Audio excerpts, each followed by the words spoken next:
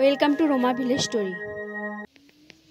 High বন্ধুরা, দেখো এখানে আমি উনুনটা জ্বেলে দিয়ে এসেছি আর ভাতটা আগে বসিয়ে দিই, তারপর কি রান্না হবে সেটাই সবজিটা কাটবো।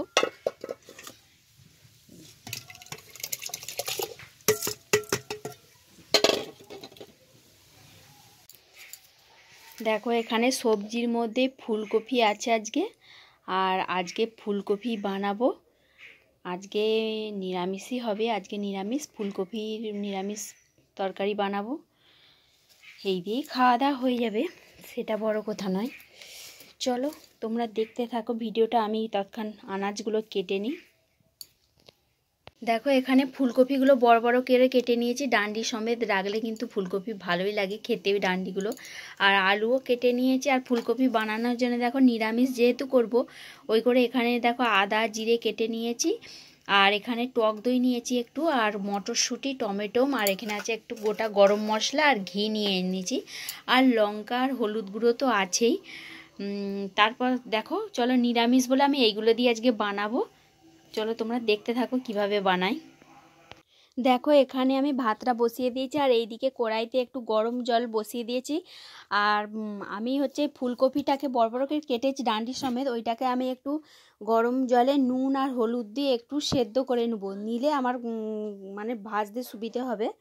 ওইটাকে আমি সেদ্ধ করে নিচ্ছি। চলো দেখো সেদ্ধ এইদিকে হয়ে গেছে। দিয়ে ভাজাটা খুব ভালো হয় আর কি, ওই রকম করে সেদ্ধ করে নিলে ভাজা ভালো হয়। তোমরাও মানে বাড়িতে করবে, দেখবে।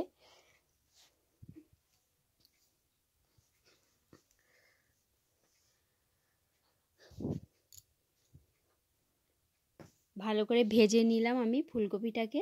তারপরে দেখো ফুলকপি ভাজা হয়ে গেছে, এবার আলুটাকেও ভেজে নিচ্ছি।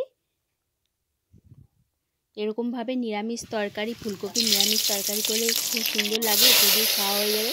তারপরে যে মশলাগুলো নিয়েছিলাম, গোটা গরম মশলা দিয়ে আর টমেটো তুলে দিয়েছি, লঙ্কা গুঁড়ো হলুদ গুঁড়ো নুন দিয়ে দিয়েছি, দিয়ে আদা আর জিরে বেটেছিলাম ওই বাটা দিয়ে দিচ্ছি, দিয়ে টক দই দিয়ে দিচ্ছি, দিয়ে ভালো করে কষিয়ে নিয়ে তারপর মটরশুঁটি দিয়ে দিচ্ছি, দিয়ে আলু আর ফুলকপি ভেজে রাখা তুলে দিচ্ছি, দিয়ে একটু নাড়াচাড়া করে জল দিয়ে দিয়েছি, দিয়ে উপর থেকে একটু নুন দিয়ে দিলাম আর একটু, আর উপর থেকে তারপর দিয়ে দিচ্ছি একটু কাঁচা লঙ্কা, লাস্টে একটু ঘি দিয়ে দিচ্ছি। নিরামিষ তরকারি ঘি দিলে মানে টেস্টটা আরও বেড়ে যাবে। চলো তরকারি কিন্তু একদম আমার রেডি হয়ে গেছে, খুব সুন্দর একটা গন্ধ বেরিয়েছে ঘি দেওয়ার পরে। তারপর দেখো এখানে সবাইয়ের জায়গা করে নিয়ে নিয়েছি খেতে বসার জন্য। দেখো এখানে সবাইকে আমি ভাত দিয়ে দিয়েছি, তারপর আমি নিজে নিয়ে খাচ্ছি। দেখা যাক নিরামিষ তরকারিটা বানালাম কেমন খেতে হয়েছে।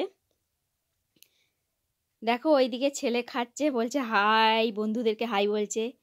তরকারিটা কিন্তু খুব সুন্দরই লেগেছে, মাছ মাংস ছেড়ে দিয়ে নিরামিষ তরকারি দিয়ে কিন্তু ভাত খাওয়া হয়ে যাবে।